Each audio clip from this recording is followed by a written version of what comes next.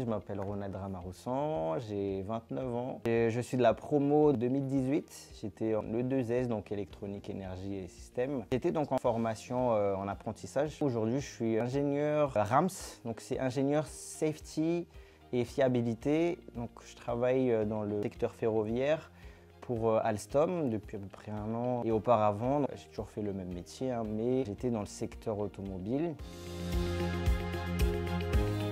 Je fais des analyses de sûreté de fonctionnement.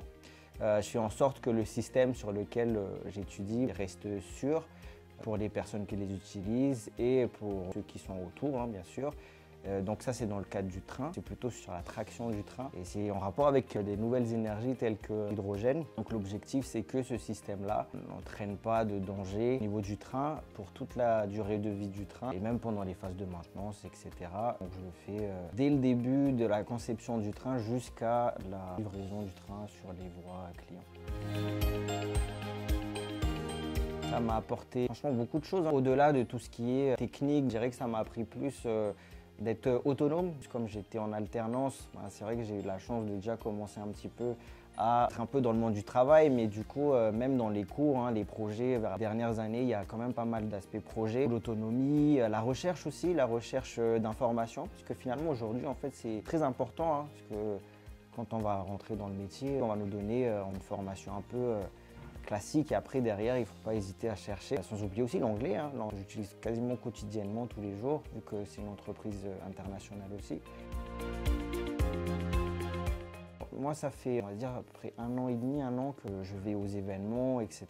Mais je trouve que c'est vraiment essentiel parce que c'est pas toutes les écoles qui ont ce réseau-là. Ça permet de voir aussi les autres débouchés des autres personnes, qu'est-ce qu'elles ont fait.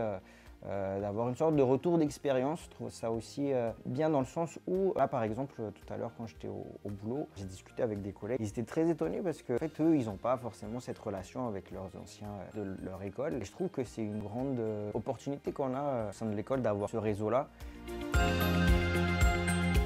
Il y a quand même beaucoup d'évolution. Quand j'étais à l'école, il n'y avait pas tant de filles que ça. Après, il y avait quand même.